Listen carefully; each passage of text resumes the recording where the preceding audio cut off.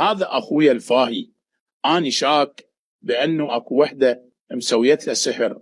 وشلون عرفت مسوي له سحر؟ هسه خليه يسولف قصته وانت احكمي. سولف. أنا تزوجت زواج تقليدي، وزوجتي كانت خريجة متوسطة. إيه وبعدين؟ خليتها تكمل امتحان خارجي ونجحت، وبعدها بسنين دخلتها جامعة أهلية على حسابي، وورا ما تخرجت طلبت الطلاق وطلقتها، وبعد فترة تزوجت رجال كان وياها على علاقة بالجامعة، وورا سنة طلقها، وهسه تريد ترجع إلي، وأهلي ما يقبلون. وانت تقبل تتزوجها؟